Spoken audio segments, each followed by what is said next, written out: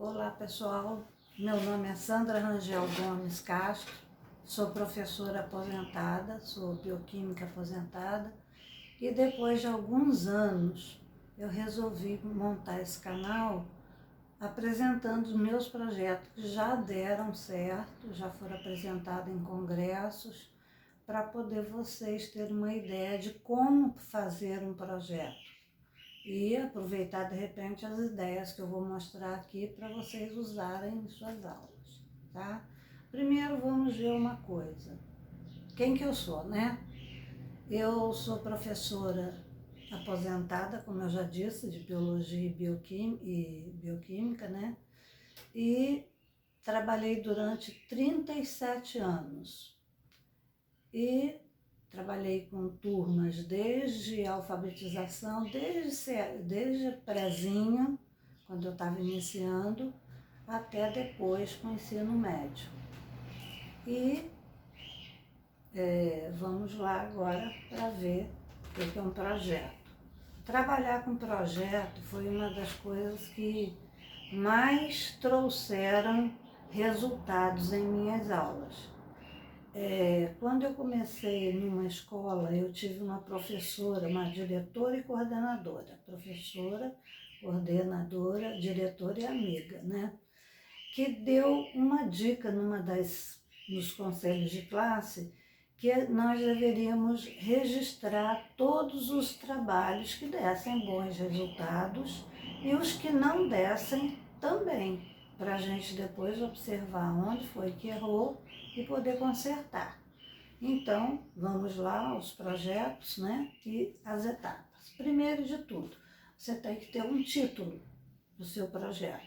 Se você teve coordenador, tem o seu nome de autor, né? Se você teve um coordenador, um orientador para aquele trabalho, você tem que colocar também. O eixo temático é o assunto que você vai desenvolver durante o projeto. E o local de aplicação daquele projeto. O público-alvo seria terceiro ano do ensino médio, sexto ano do ensino fundamental básico. Então, a gente tem que definir, até mesmo para saber a linguagem que a gente vai usar, né? Se é uma linguagem um pouco mais rebuscada, bem mais simples, para que eles entendam. Depois que você faz isso, você vai fazer um resumo do trabalho. Primeiro de tudo é um resumo de todas as etapas do trabalho, mais ou menos 2, 3 parágrafos no máximo. E ali você pode ter um resumo em português e também em outra língua. Se você for apresentar num congresso que seja aberto a outros países, você costuma também ter que apresentar aquele resumo em outra língua. Essa ajuda se você não conseguir. Aí você vem, né? Todas as etapas, as atividades onde que foram desenvolvidas, quais alunos que participaram desse trabalho, ver se outros professores vão se envolver nesse trabalho. De repente o professor de artes quer desenvolver um trabalho junto com você, um professor de português para poder ajudar na escrita, né?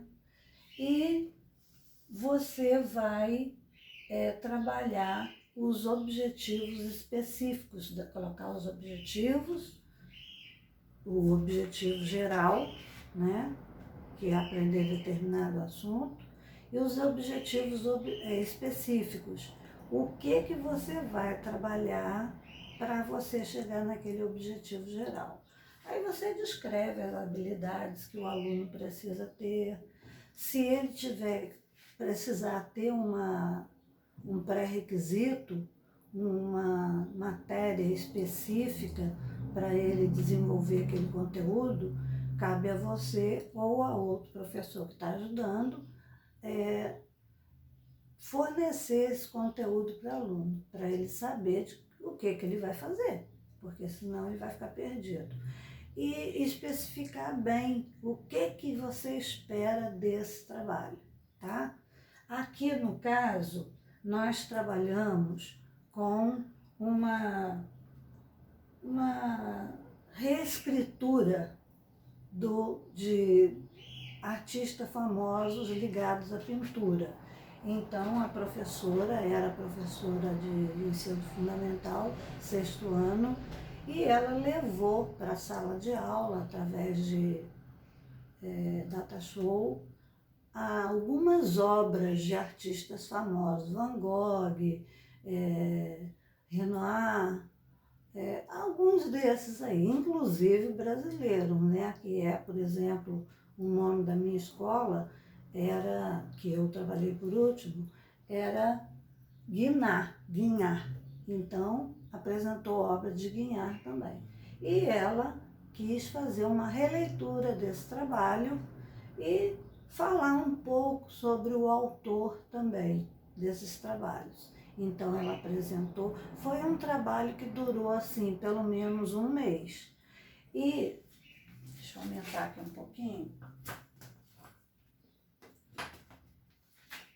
Esse trabalho que ela apresentou, ela levou, cada painel desse aqui é uma folha de madeirite. Então, é um trabalho imenso, né? Que a turma inteira participava. Ou ela partia o trabalho em algumas sessões e cada grupo de trabalho fazia uma, né? Ou então ela pegava o trabalho inteiro logo e trabalhava com os alunos. Então, foi um trabalho prazeroso, informativo, porque trouxe novas informações para os alunos e eles passaram a interagir mais com as aulas, porque a professora trouxe uma atividade que eles gostam de fazer. Então, a partir dali, eles interagiam muito mais dentro das aulas e passaram a se informar também sobre autores, tanto de livros, porque tinha livros ilustrados, né? Eles queriam ver as ilustrações, e também de pintores. Eles gostaram muito de ver as pinturas, e esse trabalho aqui foi um trabalho maravilhoso, feito há alguns anos, que está até hoje exposto na escola. A professora teve o trabalho de depois proteger com verniz, né, para não estragar, e esse trabalho está exposto na escola até hoje.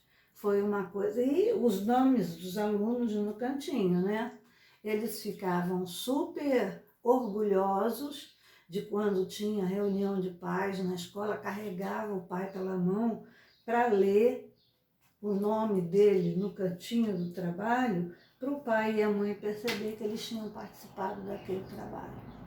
Então, um trabalho desses tem que ter, primeiro, uma pesquisa da sua parte, o que você vai querer atingir, então você tem que ter em mente o que você vai trabalhar. Então, você tem que conhecer bastante o assunto. Então, parte da sua pesquisa. Parte também de uma movimentaçãozinha dentro da sala de aula para trazer um interesse para os alunos. Eles vão querer saber que novidade é essa. Então, traz a novidade. Então, um projeto tem o título, os autores, o orientador, onde aconteceu, o público-alvo. Tem as palavras-chave também, tem o resumo no início e tem a descrição de tudo que foi feito nesse projeto. Então, descreve e depois você chega a uma conclusão, depois do trabalho feito.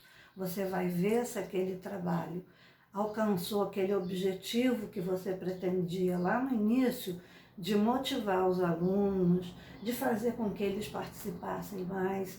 Então, você coloca a conclusão, tá? e jamais se esqueça da bibliografia, tá? Coloque lá na bibliografia quais foram os livros que você utilizou para fazer a sua pesquisa e para fazer o trabalho também. Os sites que você visitou, você tem que colocar a data que foi visitado, porque o site pode modificar. Então, na data que você visitou, era aquele conteúdo. Então, você tem que registrar também a data que foi visitado. E fotografar. Se você fotografar as crianças fazendo o trabalho, não se esqueça nunca de ter a autorização dos responsáveis para você publicar a imagem deles. É o direito de imagem que a gente fala.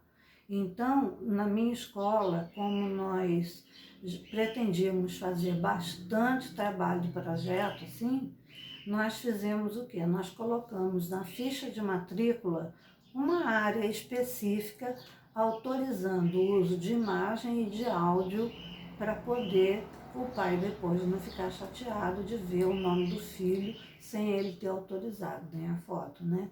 Então a gente teve esse cuidado de ter o registro e de ter também, se você fez um projeto que não estava planejado no início do ano, faça um pequeno pedido de autorização e anexa ao resumo do seu trabalho.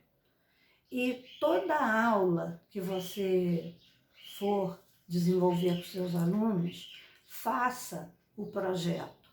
Pode ser um projeto simples. Eu já tive projetos simples de laboratório de germinação de sementes, que eu vou trazer aqui também, que era um projeto simples.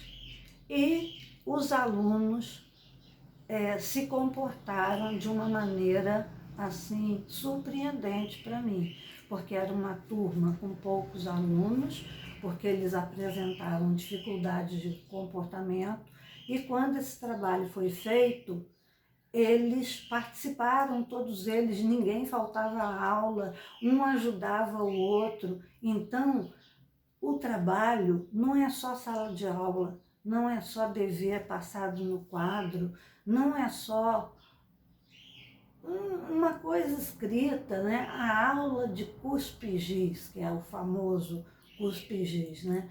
Traga coisas diferentes para a sala de aula, para os seus alunos. Pode ser uma aula simples, desde que você tenha registrado, você identifica os pontos fortes e os pontos fracos, onde você melhora os pontos fracos e use e abuse daqueles pontos fortes, tá ok?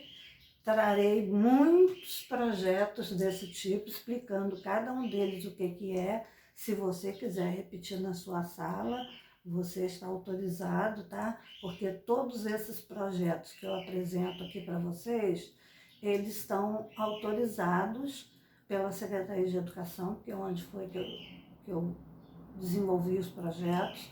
Eles estão registrados na Funarte, né? Que é a primeira coisa que eu faço, depois que preparo o projeto e vejo lá o que pode dar certo, o que pode estar errado, eu conserto e registro na Funarte. Depois que você faz isso, você é dono do seu projeto. Você pode dar autorização para outra pessoa utilizar, mas ninguém mais registra aquele projeto como dele. É seu projeto. Então, todos os projetos que eu apresentar aqui, eles estão devidamente registrados, tá ok? Esse daqui é apenas um deles, expliquei rapidamente. Vou explicar, de repente, esse mesmo projeto em detalhes para poder vocês aplicarem em sala de aula. Espero que vocês tenham um bom resultado, tá ok? Então, se inscreva no canal, aperte o sininho, dê um like, tá? E aguardem outros projetos do tipo. Grande abraço!